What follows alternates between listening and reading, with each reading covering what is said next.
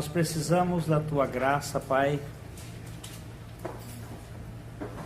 Precisamos que o Senhor fale conosco pela Tua palavra e pelo Teu Espírito.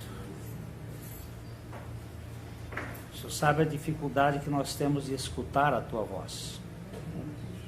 Por isso, remove dos nossos ouvidos todo tampão, para que nós possamos escutar o Senhor falando conosco. Edifica os teus, salva aqueles a quem tu tens escolhido e alegra os nossos corações com a presença majestosa de Jesus Cristo, teu Filho. Amém. Em nome dele nós oramos. Amém.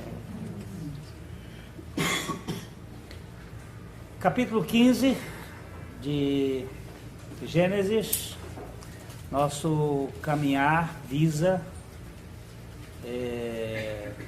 como desconstruir o modelo da religião e como Deus nos coloca dentro do edifício do Evangelho. A religião é sempre feita por mãos humanas e o Evangelho é feito por Deus. Os adversários do Evangelho são bastante astutos e tentam lançar todas as formas de confusão para que nós não percebamos o que é o Evangelho, e ele se utiliza de todas as metodologias possíveis para nos distrair da suficiência de Jesus Cristo. Tudo que o inimigo faz é mentir, é matar, é destruir, porque é esta a arma dele. E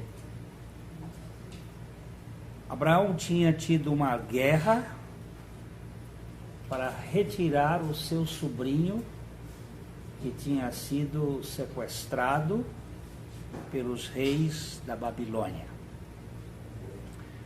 Tudo que vier da Babilônia, você ponha de molho, porque se trata de logaritmo da base 6. Tudo que for da base 6 é humano. É o humanismo, com as suas várias formas. Aqueles 4 reis enfrentaram 5 e conseguiram fazer uma revolução e levaram Ló junto. Abraão, com seus 319 homens que tinham nascido na sua casa, isso é muito importante você saber, que só lutam na vida espiritual os que nasceram na casa do Senhor. Os que estão debaixo da administração da graça de Deus. Por coincidência ou não, alguns estudiosos chegam a afirmar que no Velho Testamento há 319 vezes a palavra graça. 318 vezes. 318 vezes. Que era o número dos soldados, dos servos de Abraão que estavam lá. Porque as armas da nossa milícia não são carnais, mas poderosas em Deus para a destruição das fortalezas, anulando sofismas e toda altivez que se levante contra o conhecimento de Deus. Então não adianta usar armas carnais para lutar uma guerra espiritual. Quando nós usamos armas carnais, normalmente nós perdemos a guerra. A guerra de Deus tem que ser feita com as armas de Deus.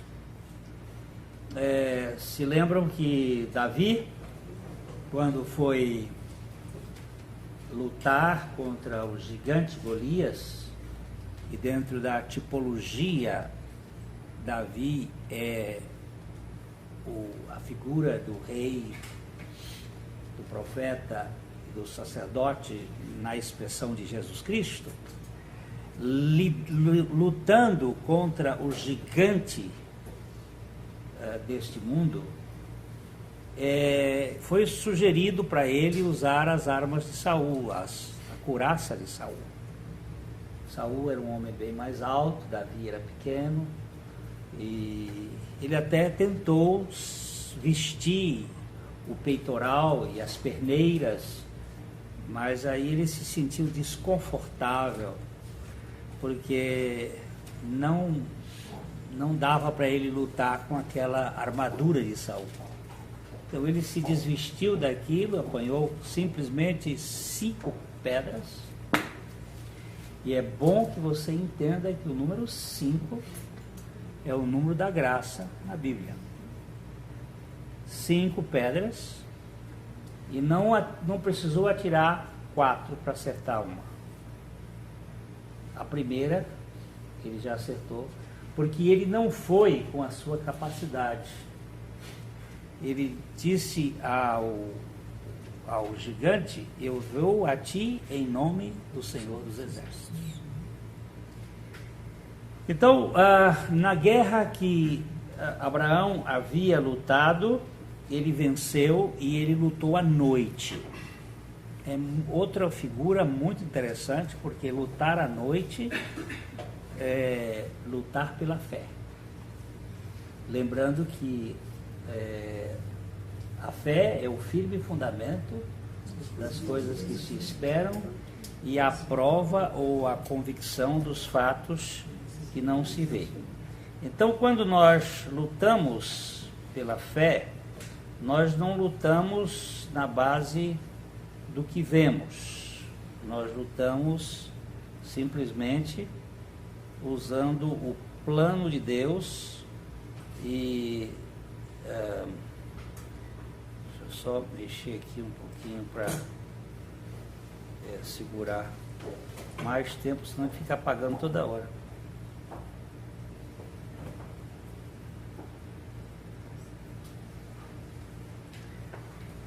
Lutar com...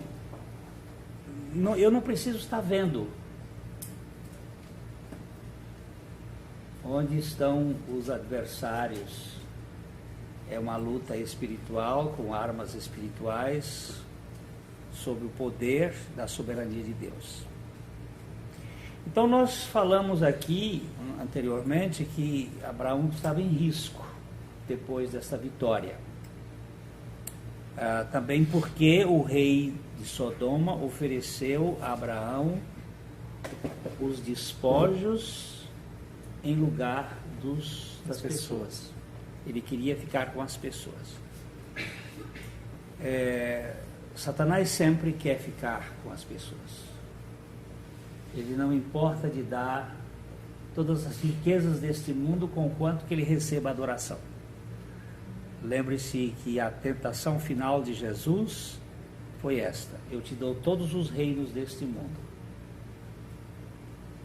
desde que você me adore. E ele quer adoradores, ele quer pessoas, ele busca pessoas, e Abraão, que conseguiu tirar o seu sobrinho do sequestro e trazê-lo, libertá-lo, que a obra de Deus é nos libertar de qualquer forma de sequestro.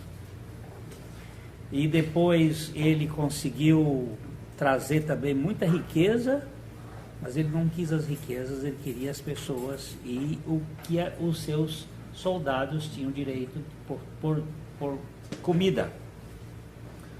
Agora ele estava em risco, e o risco era ele se orgulhar. O maior risco espiritual não é a humilhação, é o sucesso. Se você pensa que aqui é onde está a coisa, eu tenho a força, eu consegui, minha oração moveu o céu e eu agora sou o poderoso. Você e eu estamos realmente em grande perigo. O nosso sucesso pode ser o nosso desastre. E então aparece para Abraão o grande, misterioso sumo sacerdote de uma ordem celestial, Melquisedeque, o abençoa e o livra de toda aquela coisa que estava lutando com ele, e disse assim: não foi você que ganhou a guerra, quem ganhou a guerra foi o Todo-Poderoso que te deu essa vitória. Aí eles saem de cena, e então nós estávamos vendo isso aqui. Depois desses acontecimentos, veio a palavra do Senhor a Abraão numa visão e disse: não temas, Abraão, eu sou o teu escudo e o teu galardão. Respondeu Abraão: Senhor Deus, que me haverás de dar, se continuo sem filhos, e o herdeiro da minha casa é o Damasceno Eliezer? você vê aqui que depois destas coisas, que está se referindo dessa guerra e dessa adoração e dessas coisas todas, veio a palavra do Senhor a Abraão numa visão. E foi a primeira vez que Abraão falou com Deus. Desde o capítulo 12, ele sempre obedeceu, ele nunca falou. Ele aqui então começa a falar. Mas o que ele fala, na verdade, é um choromingo. Uma lamúria. É uma lamentação. Ele começa a chorar as pitangas. Ele faz uma espécie aqui de: Senhor Deus, que me haverás de dar se continuo sem filhos? É muito comum nós resmunguentos, as nossas orações, elas são frequentemente orações que a gente traz uma lista de supermercado para, e aí uma nota promissória, e umas cobranças, não sei o que e tal. E você vê que ele começa. Deus disse assim: Abraão, eu sou a tua proteção e eu sou a tua garantia, eu sou o teu saldo. Aí ele diz: mas o que o senhor vai me dar se eu continuo sem filho?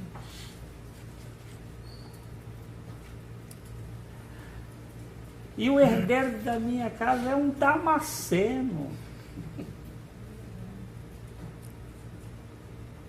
Não é nem dos herdeiros que nasceram na minha casa, eu trouxe esse escravo lá de Damasco.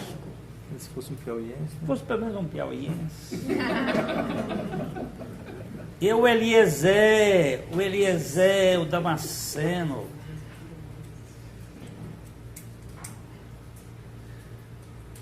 Oh Deus, socorre-me nesse assunto. Eliezer, Deus é o meu socorro. Vem aqui. Aí disse mais Abraão, verso 3. A mim não me concedeste descendência, e um servo nascido na minha casa será o meu herdeiro. Será que alguns podem dizer que o servo nascido da minha casa será o meu herdeiro? Porque ele diz que o herdeiro é um Damasceno. Alguns acham que aqui tem uma dificuldade de interpretação, porque ele disse que ele era Damasceno. E Abraão nunca esteve em Damasco. E um servo nascido da minha casa será o meu herdeiro? Por enquanto é um Damasceno. Será que eu vou ter um servo nascido da minha casa para ser meu herdeiro?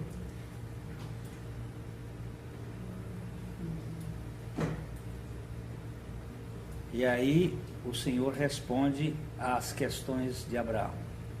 A isto respondeu logo o Senhor, dizendo: não será esse o teu herdeiro, mas aquele que será gerado de ti será o teu herdeiro. Aí Deus agora apresenta dizendo, não. Não será este, não será um escravo, não será. Será o herdeiro gerado de ti. E na vez passada nós falamos que ele não disse de que mulher, se era da Sara ou se era de outra pessoa, ele disse de ti. Deixou bem claro que era de ti, mas não deixou quem. Então, conduziu-o até fora e disse: olha para os céus e conta as estrelas, se é que o podes. Ele disse: será assim a tua posteridade. Agora, na vez passada, nós olhamos que Deus, lá no capítulo 13, ele disse que a descendência de Abraão seria como o pó da terra. E agora ele diz que a descendência de Abraão é como as estrelas dos céus. Então nós vimos que existem duas descendências. A descendência do pó, que é a descendência carnal de Abraão. E a descendência das estrelas, que é a descendência espiritual de Abraão. A descendência carnal de Abraão, ela tem 8 troncos. O filho da escrava, o filho da Sara e o filho da Quetura. Os filhos da Quetura, que são 6. Mas os filhos do céu, os filhos das estrelas, são os descendentes de Isaque, através de Judá, que vai dar em Jesus, que é o que nasceu do céu, que é o que vem de cima, que é o herdeiro da promessa. Então nós temos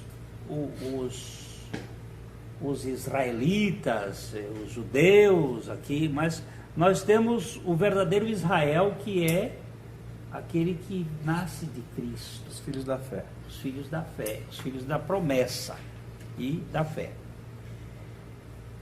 E Deus diz a Abraão aqui 3 coisas que nós vimos da vez passada. Foi? Olha, ele disse, conduziu para fora e disse: olha para os céus, conta as estrelas, se podes, e será assim a sua posteridade. E nós levantamos aqui 3 olhares. Olhar para fora, e era noite. Olhar para fora de noite é olhar para o escuro. Olhar para fora de noite no escuro, olhar pela fé. Tudo estava escuro, viver pela fé, viver sem ver o que está acontecendo.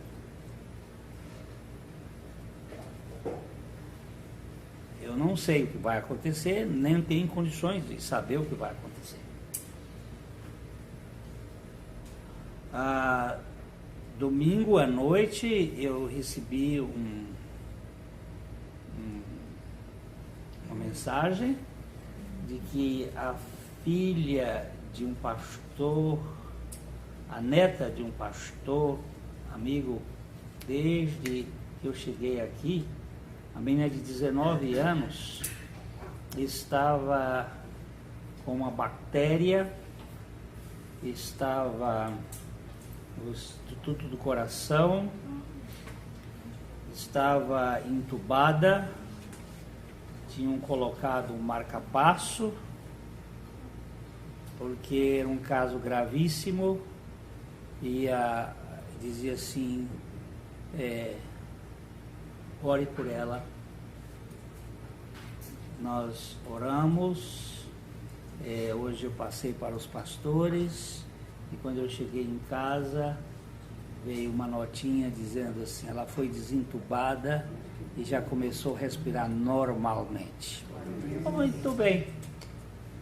Nós não sabemos, isso aí é um alívio para nós, mas nós não vivemos por essas notícias, nem por aquelas, nem por essas. Nós vivemos debaixo da soberania de Deus e entregues a Ele. Senhor, aqui está a Juliana nas tuas mãos santas, e tu és o Deus que podes fazer muito mais do que nós pedimos ou pensamos. Nós não precisamos de evidências para crer e não precisamos de evidências para continuar crendo. Nós precisamos da palavra de Deus e da esperança no Senhor. Olha para fora. Está escuro, Senhor, mas olha para fora. Fé é olhar para fora. Depois ele disse, olha para cima, para os céus. E eu considero olhar para cima como a dependência. É ver a glória de Deus agindo, o brilho das estrelas, e ver Deus agindo na dependência de Deus. Não tem nenhuma evidência. Olha para cima.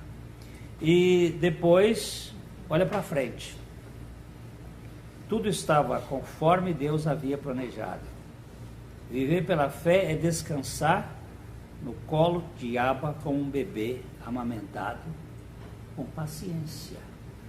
Paciência que Abraão não teve. Ele teve fé, ele teve até dependência de Deus, mas ele não teve paciência para esperar Deus agir, e ele depois agiu.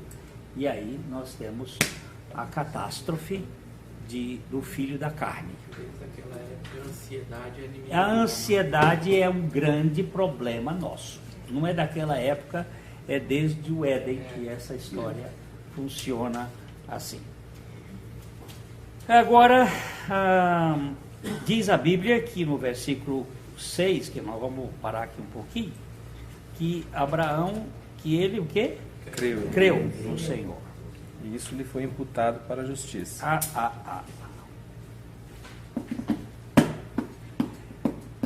Esta fé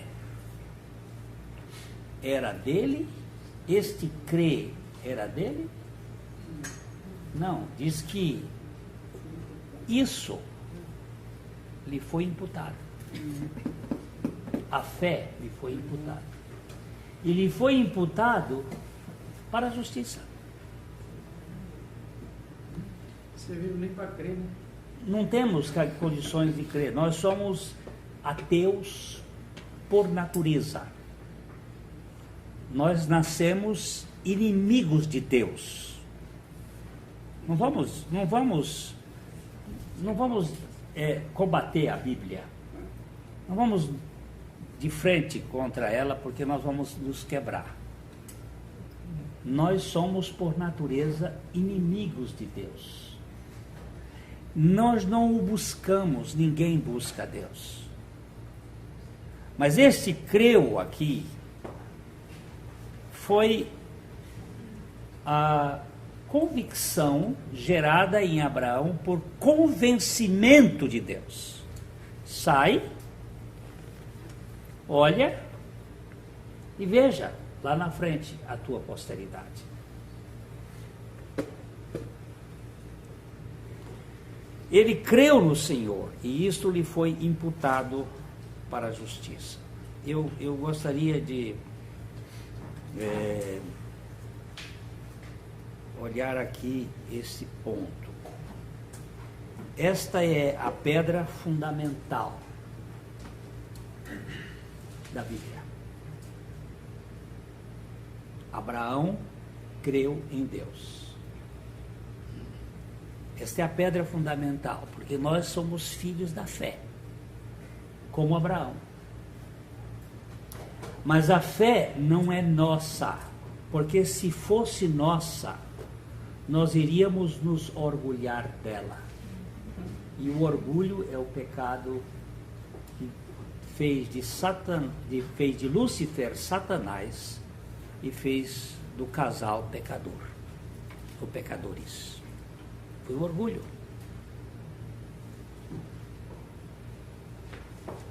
E esta é a pedra fundamental da caminhada. 3 palavras neste verso aparecem pela primeira vez na Bíblia. Quais são as 3 palavras que aparecem no verso a primeira vez na Bíblia? Creu, imputado e justiça. Então, existe uma lei na interpretação bíblica, na hermenêutica, chamada lei da primeira menção. A lei da primeira menção significa o seguinte: a primeira vez que a palavra aparece na Bíblia, pela primeira vez, ela disciplina a sua forma de utilização. Ela mostra como é que nós devemos interpretar a Bíblia, porque aquela é a forma, é a forma de onde vêm todas elas daí para frente. Então, este creu foi por imputação. E essa imputação da fé foi para a justiça. Justiça essa que não era do homem, mas de Deus. Porque a justiça do homem, segundo a Bíblia, é trapos de imundícia, é panos podres de menstruação, cheira mal. Aqui nós temos, então, os pontos importantes. Primeiramente, que a fé é um dom de Deus. Nós vamos ler isto em Efésios capítulo 2, versículos 8 e 9. Porque pela graça sois salvos. Pela graça sois salvos. E isto não vem de vós, é dom de Deus. Não vem das obras, para que ninguém se glorie. Entendeu? Como é que nós somos salvos? Pela graça. Mas pela graça, como? Através da fé. Mas esta fé não é sua. Porque se ela fosse sua, você ia gerar obras e isto você ia se vangloriar. Para que ninguém se vanglorie. O que você e eu entramos para a salvação? Não, nós temos um bocado de coisa para ser salvo. O pecado. O pecado. O que um doente entra para ir para o hospital? A doença. O que o classifica a ser hospitalizado é a doença. E segundo a misericórdia, quanto mais doente, mais classificado está para entrar no hospital. Segundo a misericórdia. Agora, Abraão creu. Aí a gente diz, o Abraão creu. Mas lembre-se, e isto lhe foi imputado. Pela graça, sois salvos, por meio da fé. E esta fé não é sua, é uma dádiva divina. Ela não vem pelas obras para que ninguém se vanglorie.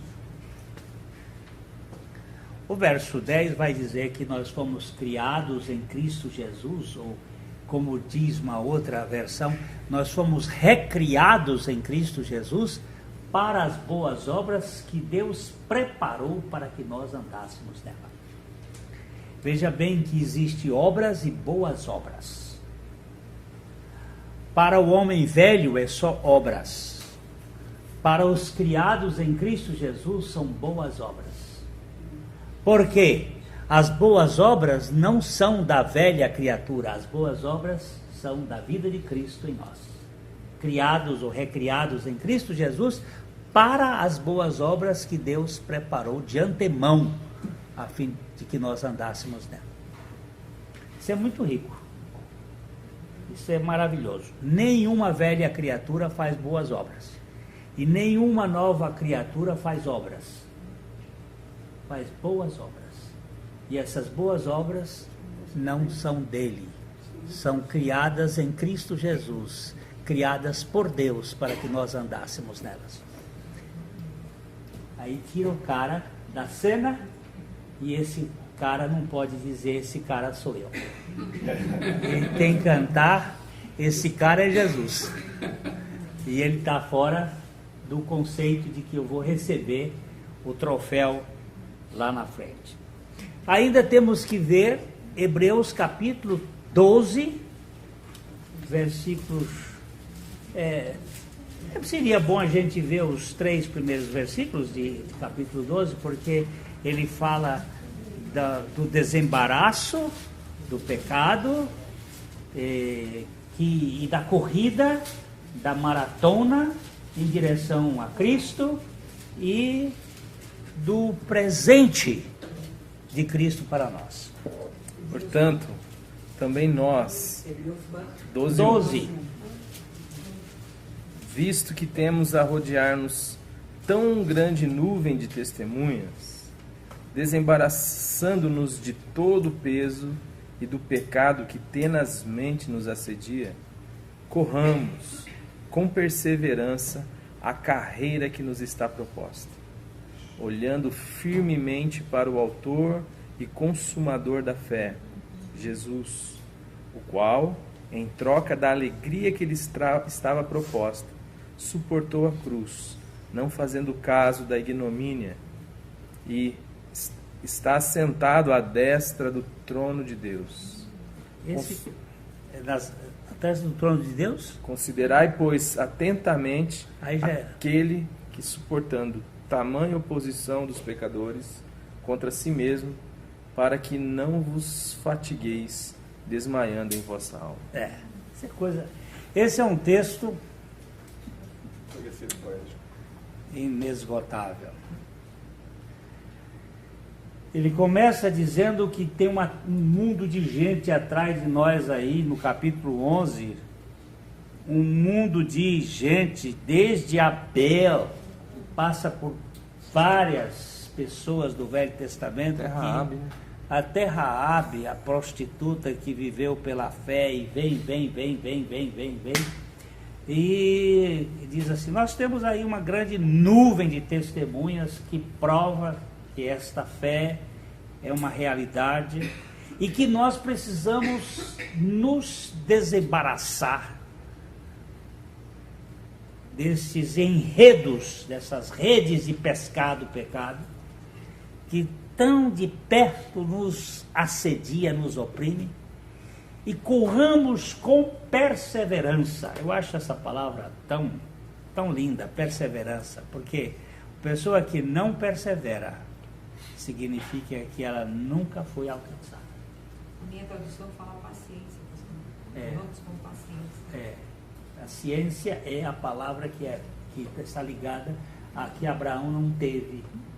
Ele teve fé, teve dependência, mas não teve paciência para ver Deus fazer a coisa, que é onde nós caímos sempre. E essa perseverança de ficar ali, olha, não está chovendo, mas vai chover. Vai ver se vem chuva, não está vendo nada. Mas vai chover. E vai ver outra vez, não tem nada. Mas vai chover. Vai ver outra vez. A mão de um homem. Aí depois de 7 vezes, ele volta na 7ª vez dizendo assim, tem uma nuvenzinha do tamanho de uma mão. Ele diz, basta. Tem uma mão por trás dessa mãozinha aí que tem o poder de fazer chover. Isso é a escola da fé na perseverança. Não, por que eu vou ter que ficar olhando para o meu umbigo a vida toda? Desesperado com os resultados que não vêm. Então você não está matriculado na escola da fé. Você está matriculado na escola do capeta. Da religião, né? É a faculdade dele. A fé, ele é o autor e consumador da fé. Não foi de Abraão. Abraão não teve fé dele mesmo. E eu quero agora considerar com vocês essas três palavras que elas aparecem 3 vezes também no Novo Testamento, em 3 versículos em que ela está refletindo os contextos. Gálatas 3:6, ele está falando aqui da fé. É o mesmo versículo, mas aqui no 3:6 ele está se referindo ao dom da fé que é dado a Abraão. É o caso de Abraão, que creu em Deus e isso lhe foi imputado para a justiça. Dá uma chegadinha para trás, um tiquinho. Aquele, pois, que vos concede o Espírito e que opera milagres entre vós, porventura o faz pelas obras da lei ou pela pregação da fé? Aí é o caso... É o caso de Abraão, que creu em Deus, e isso lhe foi imputado para a justiça. Sabei, pois, que os da fé é que são filhos de Abraão. Ora, tendo as Escrituras previsto que Deus justificaria pela fé os gentios, pré-anunciou o Evangelho a Abraão: em ti serão abençoados todos os povos. A fé é um dom de Deus.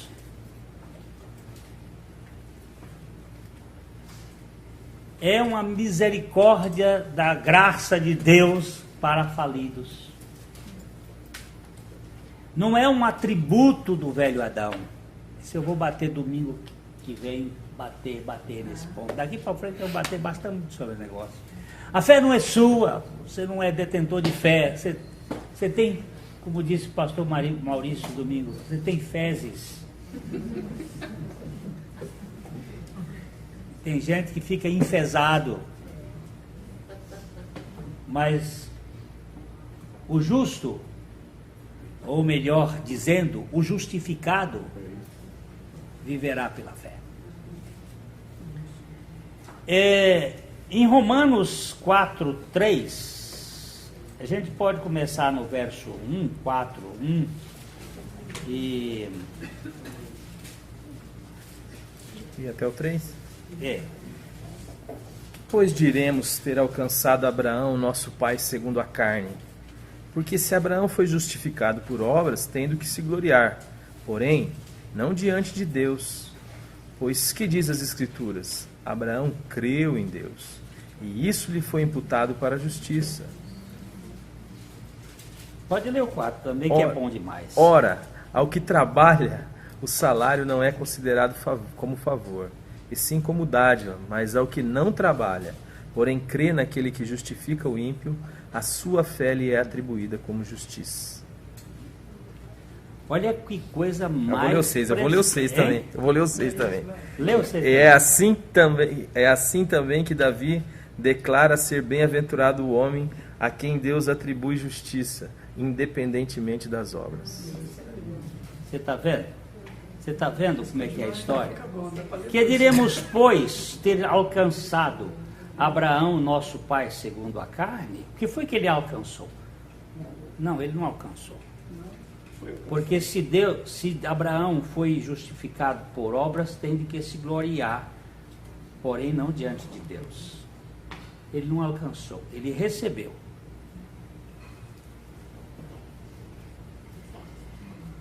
Ele recebeu. Pois, que diz a Escritura? Abraão creu, mas isto aí lhe foi imputado para a justiça. Repete lá. Ó, aquele versículo lá de Gênesis 15:6, ele é repetido 3 vezes, dando ênfase nas 3 palavras. Em Gálatas 3:6, ele está dando ênfase na fé. Em Romanos 4:3, ele está dando ênfase na imputação. E depois, em Tiago, ele vai dar ênfase na justiça. Tá? Primeiro, a fé, que é um dom de Deus, ela é uma imputação. Você sabe a diferença de imputação e amputação? É? Colocar, né? Acrescentar. Amputar é cortar aquilo que você tem. E imputar é colocar aquilo que você não tem. Tem input, da palavra input no inglês. Que Input. É. Você entende isso no desespero, né? Porque você fala assim, nem para ser salvo, assim. Não tenho mérito. Depende de Deus, é desespero. Deus é do começo ao fim, porque é dele, por ele e para ele. Você lê a Bíblia, quando você puser essas 3 preposições na leitura bíblica, você acerta com a leitura bíblica. Se você não puser essas 3 preposições, você vai se perder. É dele? É dele. É por ele? É por ele. É para ele? É para ele. Então você está descansado.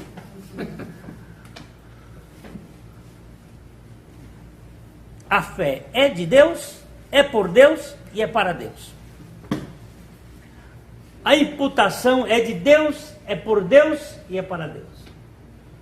A justiça é de Deus, é por Deus e é para Deus. Isto é evangelho.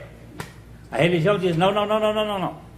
Você precisa se esforçar para poder conquistar. Outro dia chegou um moço e disse assim, mas pastor, a Bíblia diz que dos profetas até João Batista se conquistava o reino de Deus por esforço. Eu digo, até João Batista. Depois de João Batista para frente chegou a graça. E a Bíblia diz que a lei vigorou até João, e a lei veio para nos levar à fé. E uma vez chegado à fé, ela ficou submissa à fé. Entrou em caducidade. Entrou em velhice. E ficou dependente da fé. Você fala muito sobre essa questão de tomar o reino por violência, né? Eu já vi gente... Vi, mas eles gostam de tomar o reino por violência. Isso tem uma glória. O cara sai dali enrolando de olha, nós conseguimos. Bem, vocês conseguiram. Ele sai dali e vai para academia na hora. Fazer halterofilismo. Então, nós temos em Gálatas 3:6 a fé, em Romanos 4:3 a imputação e em Tiago 2:23 a justiça. E aqui eu paro.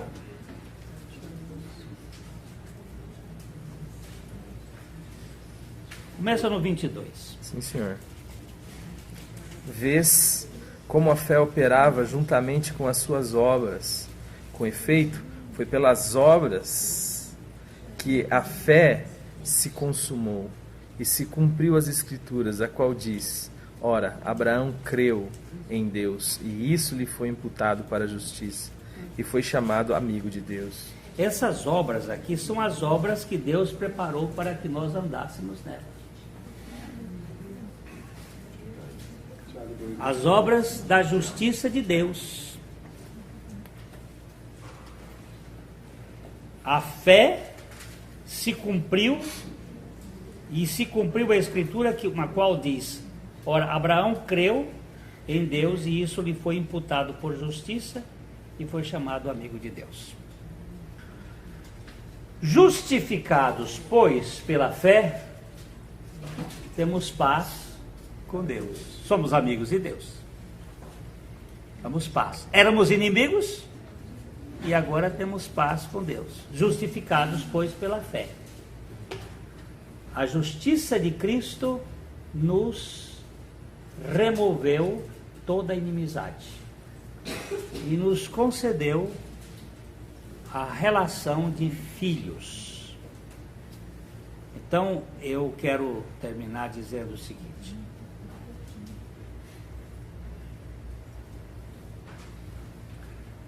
Deus estava desconstruindo toda a idolatria de Abraão, do sistema velho, da meritocracia, das conquistas humanas, e lhe atribuindo, lhe imputando a justiça do seu filho, como modelo, como figura daquilo que ia ser realizado. Nós não temos nenhuma condição de sermos justificados por nós mesmos. E todas as vezes que você se justifica, você nega a justiça de Cristo. Todas as vezes que eu me justifico, eu saio debaixo do guarda-chuva de Deus.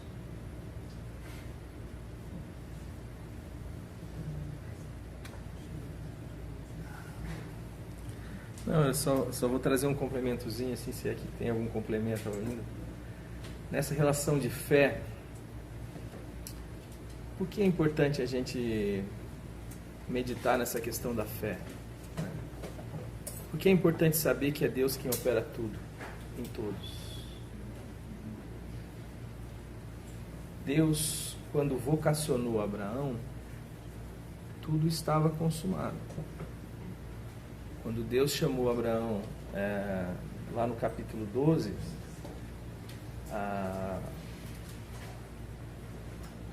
pelo fato de Deus ter chamado Abraão, aquilo tudo que Deus disse de Abraão, já era.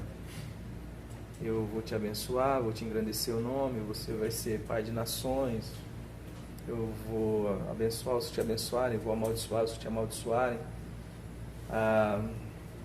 Todo o propósito de Deus narrado ali em Abraão, por Deus em Abraão, já era algo, porque Deus é quem realiza todas as coisas.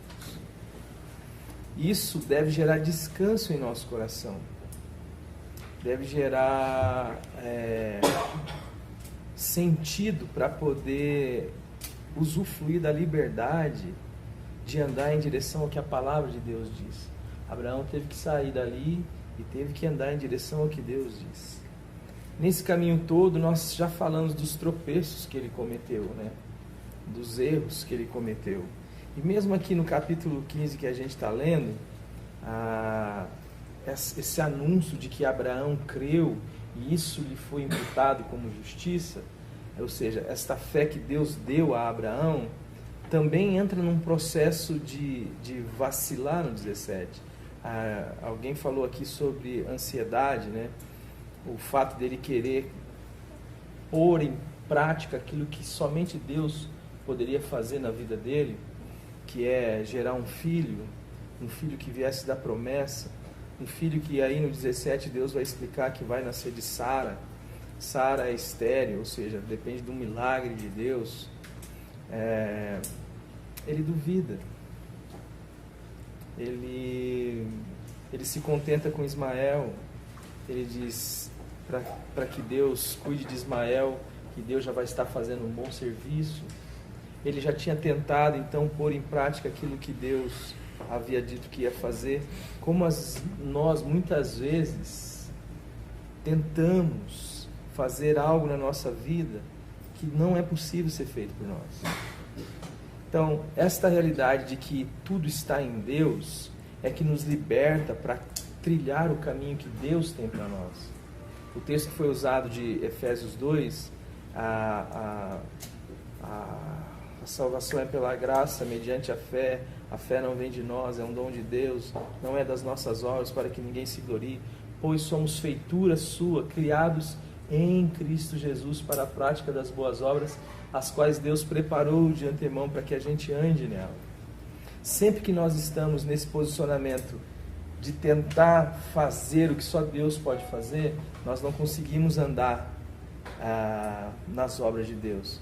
E sempre que nós não andamos por fé, porque essa realidade de olhar para nós, ela tem duas características. Ou nós tentamos fazer algo que só Deus pode fazer, ou nós nos deprimimos, nos amedrontamos diante do desafio daquilo que Deus tem para nós. Moisés, por exemplo, diante do que Deus havia dito para ele, você vai lá falar com o faraó, você vai falar lá com o regente da maior nação do mundo, com a maior potência desse mundo. O que ele diz? Não posso. Por que ele diz isso?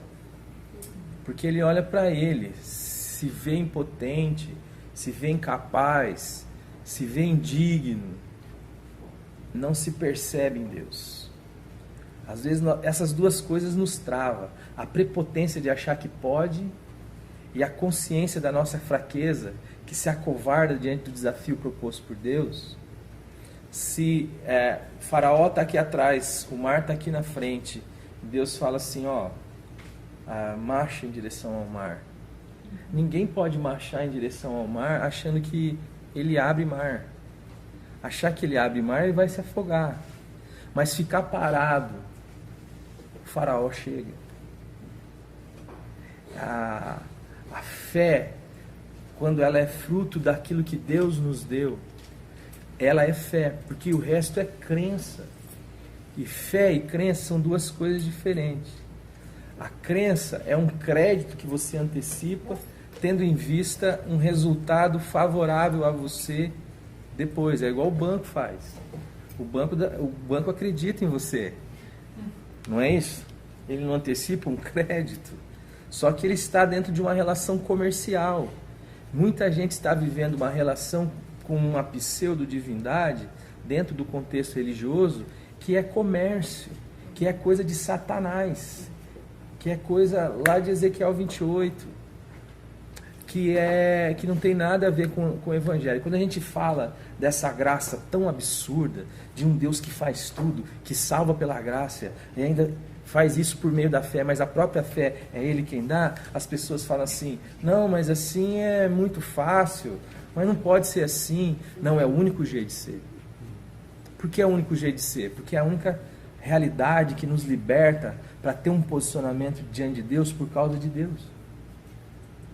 Para que nosso coração não seja seduzido pela vantagem e também não seja deprimido pela consciência da nossa impotência. Nós olhamos para aquilo que Deus nos chama a ser em Cristo Jesus, e se a gente for bem sincero, a gente fala, estamos longe. Como Abraão deve ter olhado para Deus, diante da fala de Deus, eu quero fazer de você pai de nações, e olhar para a mulher estéril e falar, nós estamos bem longe.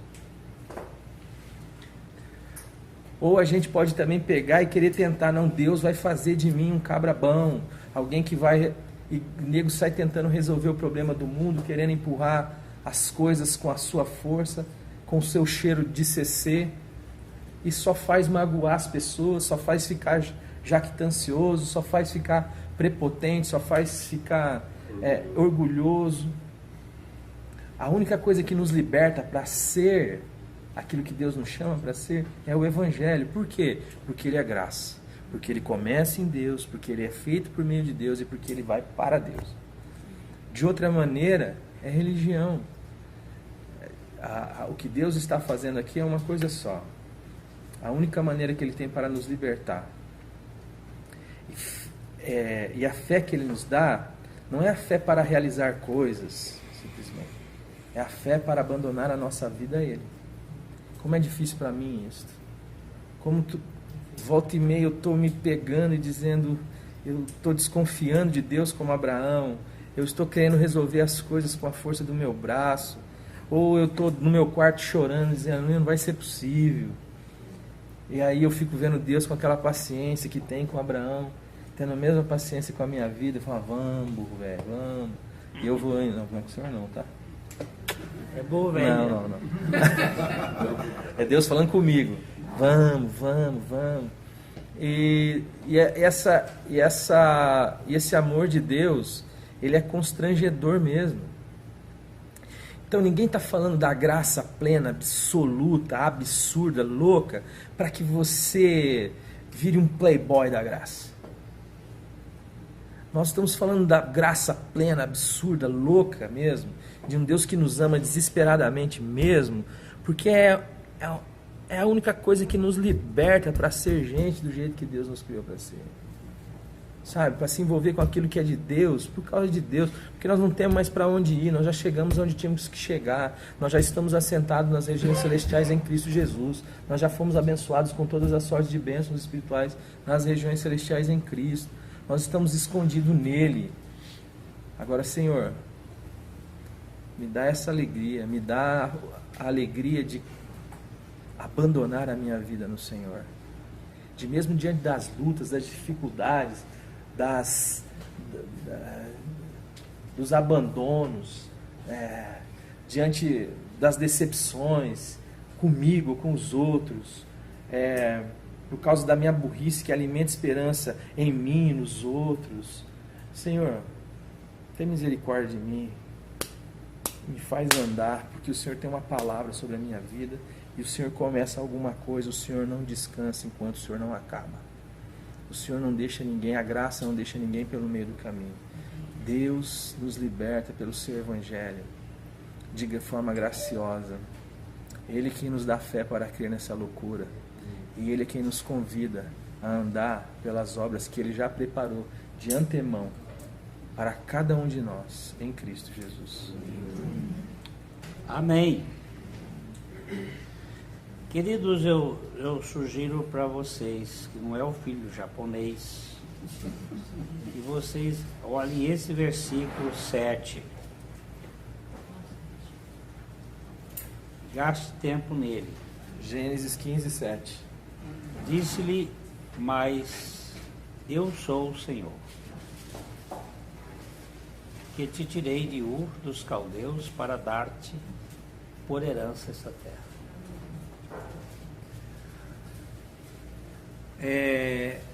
Cava poço um pouquinho aqui.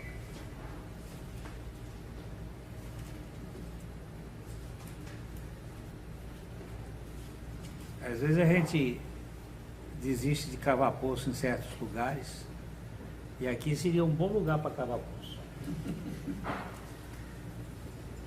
Eu vou contar só uma historinha, eu já contei aqui uma vez. Tem gente que não ouviu.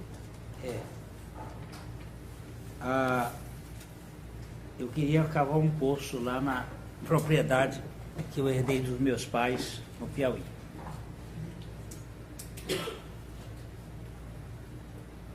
O meu sobrinho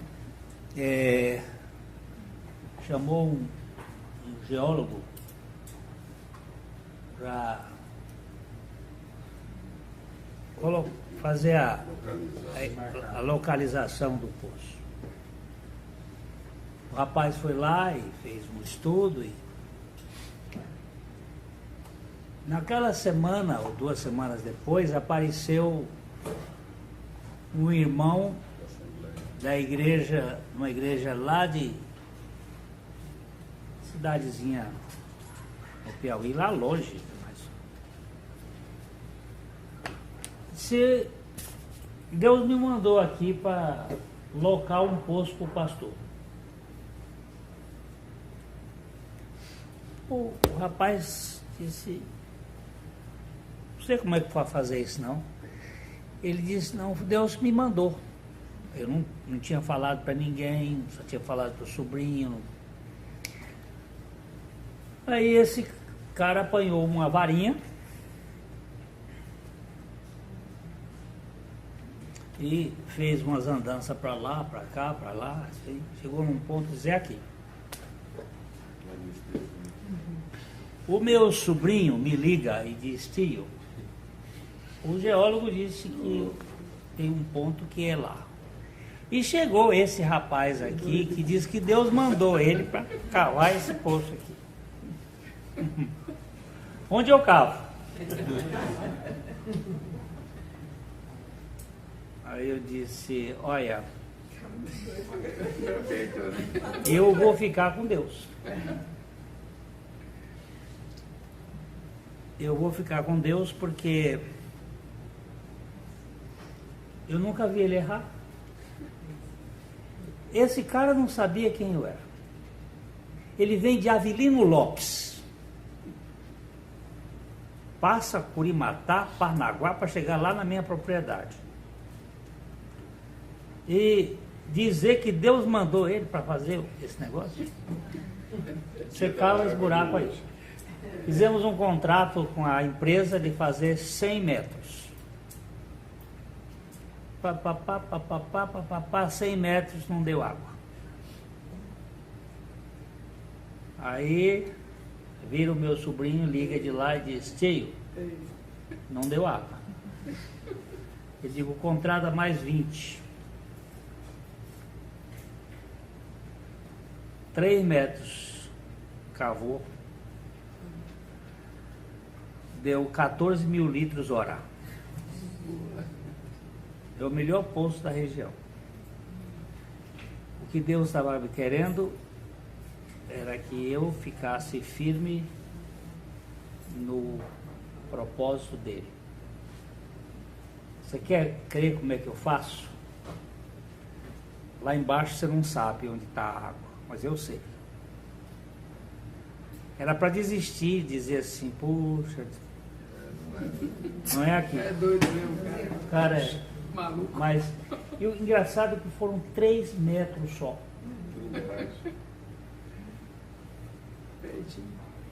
Pegou um veio. Você pode chegar lá no mês de outubro, que é o mês mais seco. Você joga a bomba, 14 mil litros hora. Você vê a medida da água, está no nível.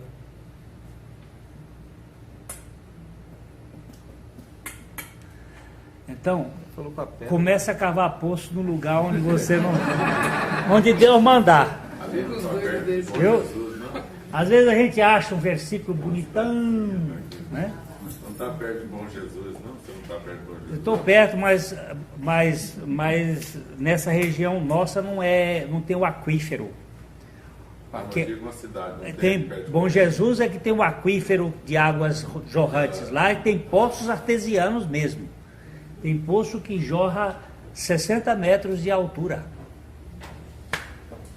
Eles tampam porque eu sou. Tem que botar a tampa para segurar a água, porque ela vem. Não, o PT tampa. O PT tampa. Não pode contar.